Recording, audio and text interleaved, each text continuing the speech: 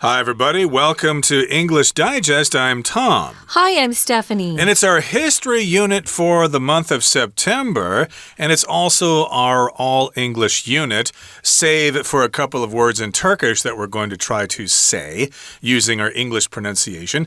But otherwise, we'll be talking entirely in English, and today we're going to be talking about some kind of archaeological site in Turkey that maybe you've heard about. It's kind of this underground city there that was discovered in 1963. Yeah, it's really fascinating. I had not heard about this place until just recently, and I was watching a YouTube video, and there was a guy who was a traveler, just a regular Joe like any of us, and he was taking us on his vacation with him, kind of. You know, that's what a lot of these YouTubers do. And I could not believe what I was seeing, that there was this entire city underground, and there were different tunnels and levels.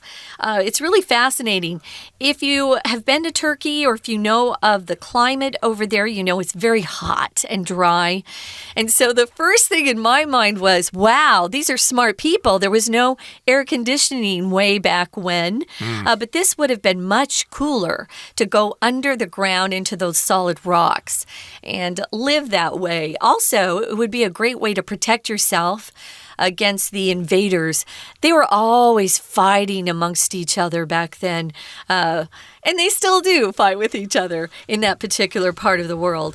We're going to read through today's article, and then we'll be back to talk about some of these vocabulary words, phrases, and maybe a little bit about Cappadocia, as they say, Cappadocia, Turkey.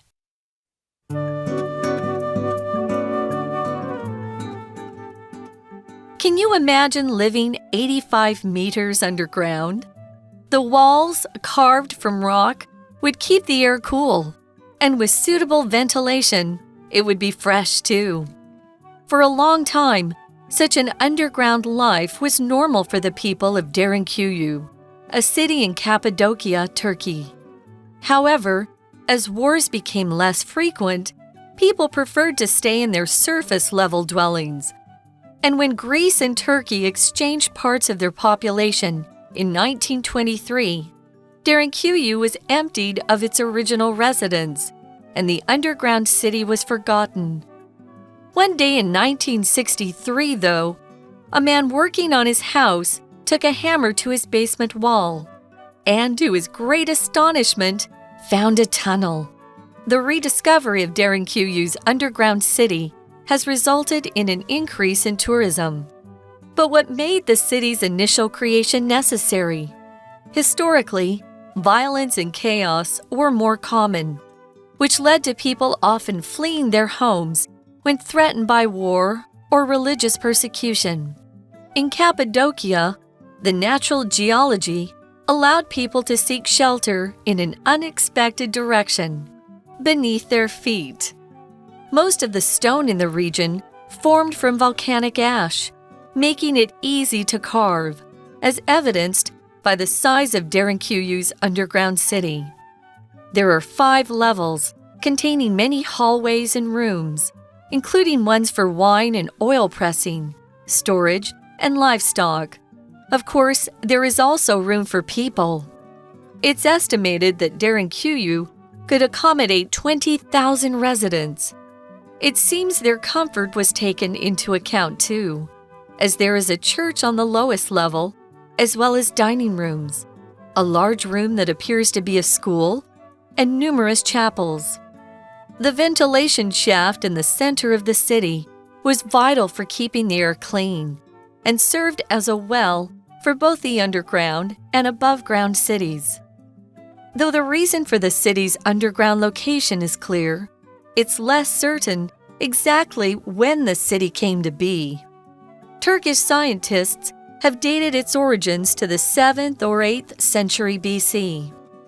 These days, about 10% of the underground city is open to tourists, which is more than enough to draw many curious people to Derinkuyu.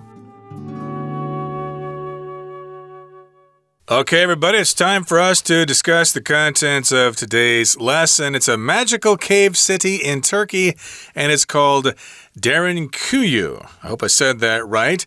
And we're beginning our lesson today with a question. Can you imagine living 85 meters underground? No, I can't. I don't have claustrophobia myself, but I'd rather not be underground like that. I'd rather be breathing fresh air above ground and to be able to see the sun and the blue sky and stuff like that. But in certain circumstances, I suppose you might have to go underground. But yeah, imagine what it would be like to live underground and actually 85 meters down. That's almost the length of a football field. Yeah, it's kind of crazy. I prefer, to be out in fresh air, and just having the sun and clean air to breathe, see the beautiful colors outside. But, maybe if you were being attacked, you'd want to go down. And, of course, in Arizona, where I grew up, if we had a choice, many people would build basements because it's much cooler and you don't have to use as much air conditioning. Now, when they built these caves, there was no electricity or air conditioning, but it was a way to stay a lot cooler and safe. So just imagine yourself living 85 meters underground. That's quite deep underground. The walls are carved from rock, which keep the air cool. And with suitable ventilation, it would be fresh too. Ventilation is just this idea that air can circulate or move around a room or a home. I'm kind of jealous of the people in my apartment building that have a window and a door on different sides that they can open up and have the air circulating. Some people will leave their apartment doors open to the hallway, which is kind of weird to me because I like privacy. But it helps the air circulate. That's ventilation. Yeah, some people might be unfortunate enough to have an apartment that doesn't have any windows, so there won't be very good ventilation. That's hard. It could happen in some of those big apartment buildings, but in this particular case, it did have suitable ventilation. They had air shafts down there, and of course, the air would be fresh because of that ventilation. And for a long time, such an underground life was normal for the people of Derinkuyu, or Kuyu, a city in Cappadocia. I said that right, and that's an area of Turkey. I believe it's right in the middle of Turkey. You'll hear sometimes, Americans at least, I'm not sure about the Brits, pronounce it Cappadocia, which is probably a more of American pronunciation. But if you watch any of the videos online of Turkish citizens or even tourists, they all say Cappadocia. So if you want to be cool, you say Cappadocia. Now, as wars became less frequent, because they used to fight a lot long ago, little groups would be fighting with each other, and then empires would fight with empires. But as this became less frequent, people thought, hey, I don't have to stay underground all the time. I can move up to some surface-level dwellings. A dwelling is just a place to live. And we often use dwelling when we talk about ancient dwellings that people find. We don't use it so much in modern English except to use it in more of a poetic way. Oh, my dwelling, my humble abode, my dwelling is quite lovely and peaceful. But that's what this means, where someone can live. Exactly. It's a technical term, so of course they could stay underground or they could go up to the surface and live there when it was safe. And then, of course, Greece and Turkey exchanged parts of their population in 1923. So when that happened, Derinkuyu was emptied of its original residents and the underground city was forgotten. So you need to know a little bit about history. There is a problem between Greece and Turkey. They don't particularly like each other. Well, wait. They did have a fight. I watched this Greek YouTuber who does the news over there, and he's in Cyprus. And it's true that back in 1923, they did come in and they just took some of what used to belong to Greece. Oh, no. But they live in harmony currently, although there is a checkpoint between these two areas. Even in Cyprus, they've divided part of the country up. Yeah, Cyprus is the big problem between them. Cyprus, of course, is an island in the Mediterranean Sea that's half Turkish and half Greek. but that's probably why I said they don't particularly like each other because of that conflict there. But in any case, there's another piece of history which required the population of Derinkuyu to be emptied way back in 1923. So when all those people left, they kind of forgot about the underground city. And one day in 1963, though, a man working on his house took a hammer to his basement wall and to his great astonishment, found a tunnel. That does happen sometimes. That reminds me, of course, of the story from Xi'an in China, of course. I think a farmer was digging a well there or something in the 70s, and it opened up into this big empty room, and voila, there were the terracotta warriors that had been sitting there for thousands of years. So it's kind of similar. I hope he was paid handsomely by the Chinese government, because I'm sure they just came in and took over his property. But I hope they at least paid him to move to a nice place. But wow, what a discovery.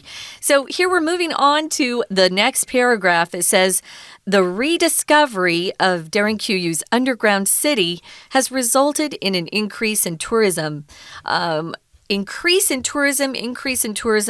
More people are trying to go over there, of course, to see this amazing place. And since it's relatively new to tourism, of course, if you get to go, you would be the talk of the town. Your friends would all say, oh, do you know where John went this summer or where Jane went? So, yeah, they all want to go see what this looks like. It's so unique. Also, for those of you who are watching TV, you probably know about a series that's all about this underground city of Derinkuyu. It's called The Mysterious Underground City of Derinkuyu, Ancient Code. And they actually believe that this area was built by aliens in this particular series. Kind of funny. Lots of people think that aliens have had a very large influence on the world. But again, the rediscovery of the city has resulted in an increase in tourism. So here we've got the verb result, usually paired with the preposition in to result in something, which means something causes something else. It makes something else happen. So I could say something like, the raise in the lending rate has resulted in stock prices falling. That has happened recently, I believe, in the U.S. So in this particular case, the rediscovery has resulted in an increase in tourism. So yeah, they rediscovered this. They thought, hey, we could bring tourists in here and make some money and sell them Turkish souvenirs and stuff like that. So let's do it. So indeed, lots of people are flocking to Turkey to check this place out. Yeah, but here's the second part of that sentence. But what made the city's initial creation necessary? Yeah, so we know it's there and it's caused a lot of tourism to go up, to skyrocket, but what made the city's initial creation necessary? Why did they build it to begin with? Initial here is one of our vocabulary words. It just means something that happened at the beginning. How was the first creation necessary? So if you're talking about a city's initial settlement, you're talking about the first people who ever got there to kind of lay down roots or put down roots. So initial, existing or occurring at the very beginning. We're going to find out more about this, guys, but first we're going to take a quick break. We're not going to listen to the Chinese teacher, though, and then we'll be back.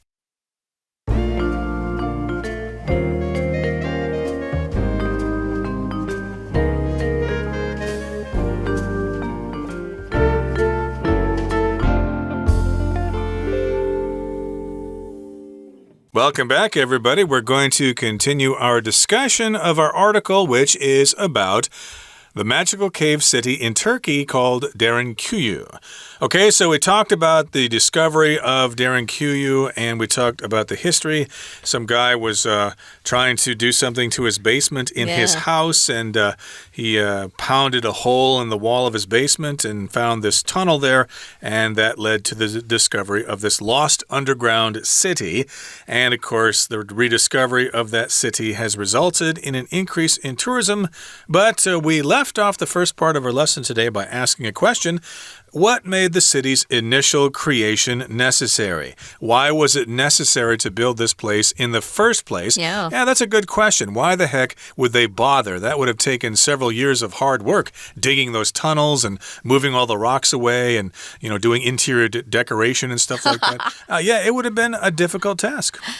Interior design into the rocks. Actually, if you go into the caves or at least follow some videos into the caves, you can see that they have drawn pictures that represent words, hieroglyphics in the cave, which is kind of fun, which helps some of these scientists figure out who was there, who built them. So historically, we know back in time, there was a lot of violence and war and chaos.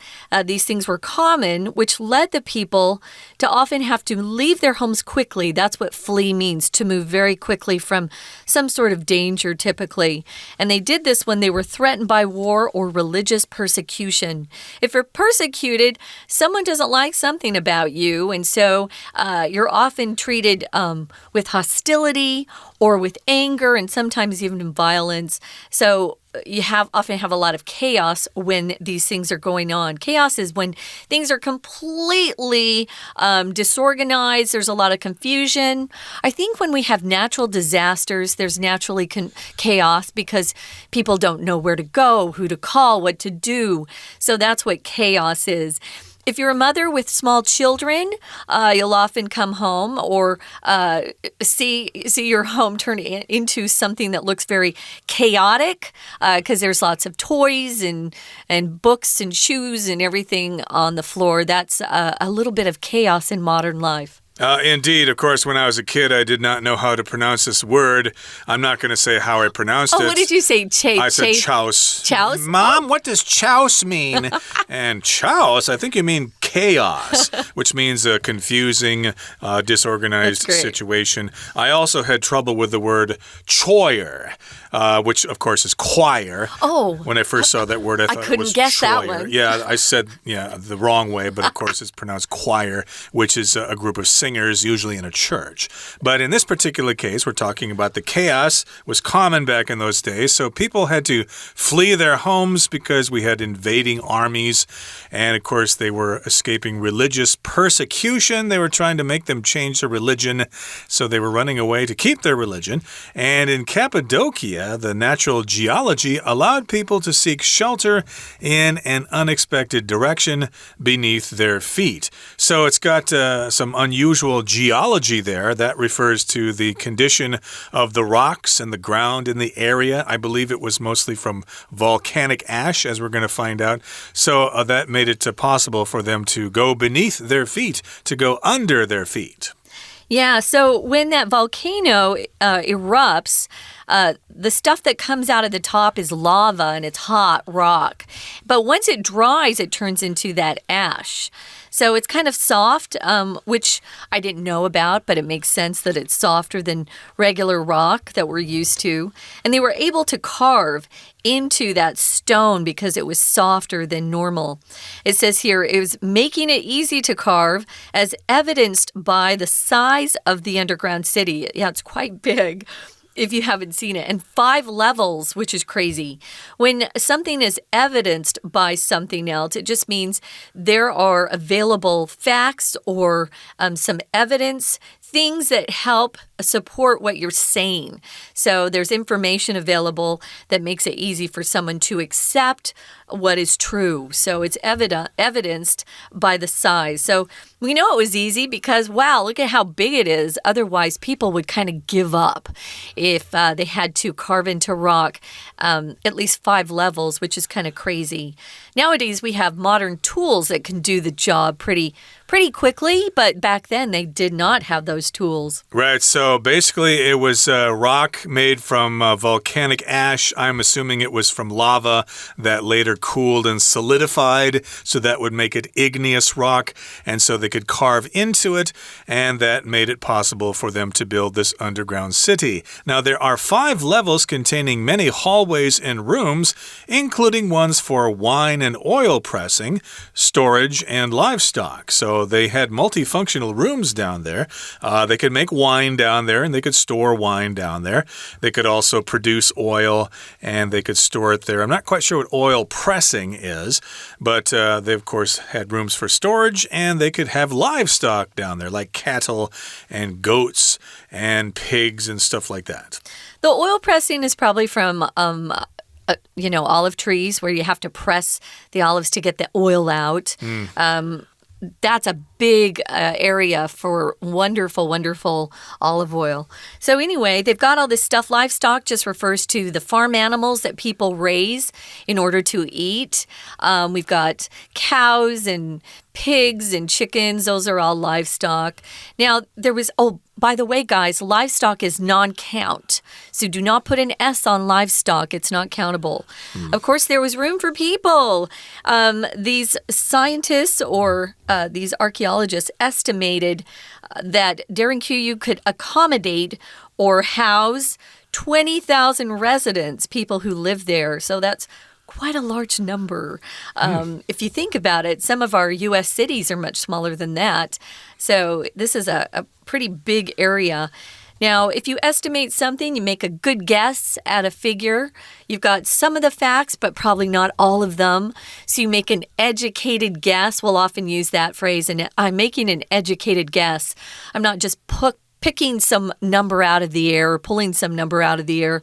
I have some idea why I would think it would be this much. So an estimate is the noun form. Estimate is the verb, and estimated is an adjective here. It's estimated. Right, so they don't really know. They couldn't count the people. They're long dead. They're long gone, so they had to make an estimate. So they estimated that it could accommodate 20,000 residents, and it seems their comfort was taken into account too, as there is a church on the lowest level, as well as dining rooms, a large room that appears to be a school, and numerous chapels. So you might be assuming that if people need to live underground, they're going to go down there because they're escaping bombs or something like they did in London during World War II.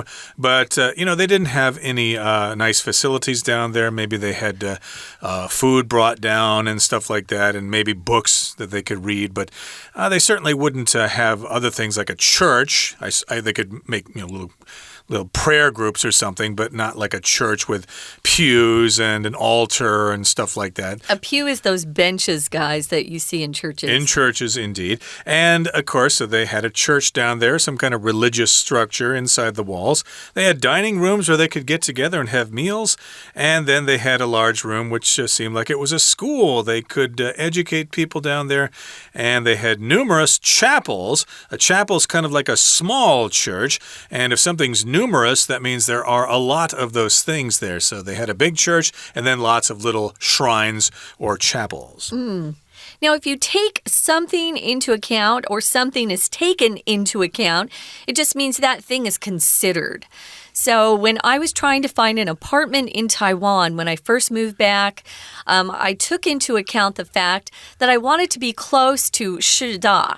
So yeah, some things you want to consider before you make a decision. Well, here it looks like they actually thought about their comfort when they were building this place, because there's a church there, dining rooms, there's a large room that's a school, and as Tom said, there are numerous chapels or really small places for people to worship whatever God they worship. So numerous here just means so many, you can't count them.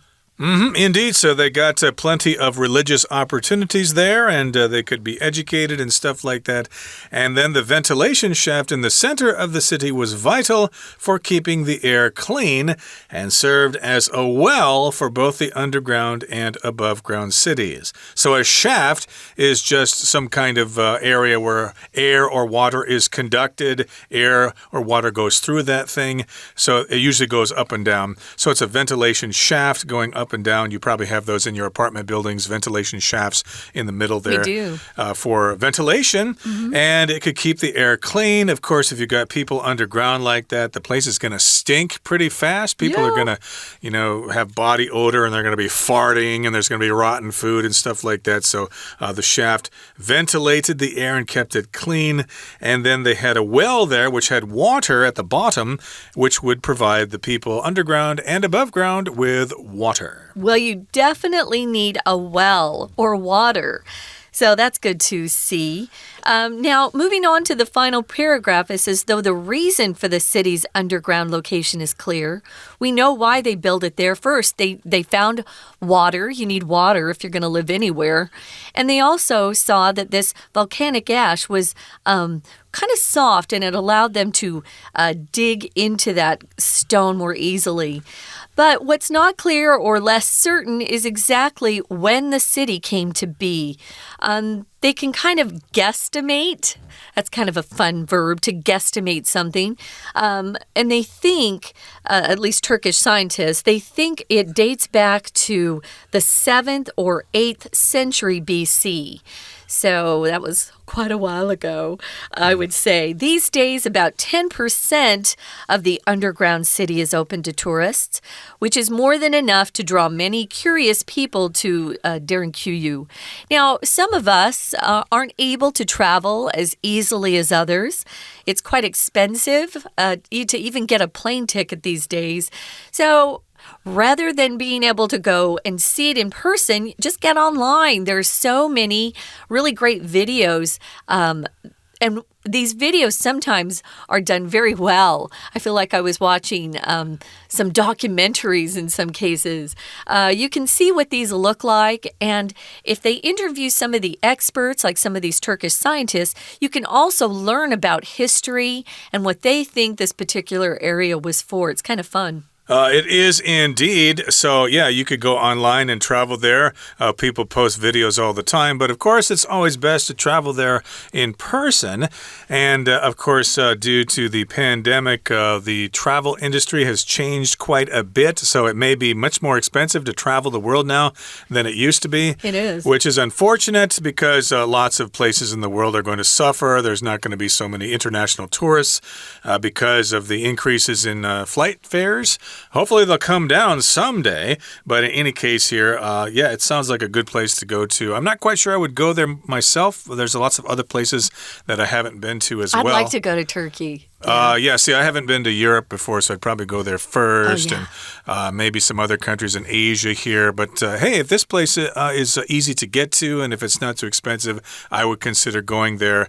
I'd also like to know if Turkish people there treat the tourists well, because when I travel, I hate to have my trip ruined by people who try to rip you off. That just totally ruins my trip, and I think it was a waste of time to go. Now, if someone rips you off, they're cheating you. They're probably telling you the price of something is much higher than it should be. Yeah, that's kind of disappointing when you feel that way. I had a friend from Taiwan who went to Turkey years ago. Tom, you know her, Susan, that used to work at AMC, but she came back with great stories. I would go in the winter because in the summer it's really hot, and it's September now and it's really still quite hot. So go during a really nice, more comfortable time of the year. They have great food there, that's for sure. Turkish food is really yummy. They use a lot of spices, and I think that people would quite enjoy that. But yeah, pick a good time to go. But I think it could be a really amazing trip.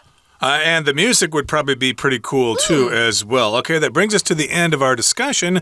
Let's turn things now over, not to our Chinese teacher, because it is our all-English lecture today. We're just going to say goodbye, and we'll encourage you to travel to Turkey yourself someday. From all of us here at English Digest, my name is Tom. And I'm Stephanie. Goodbye. Bye.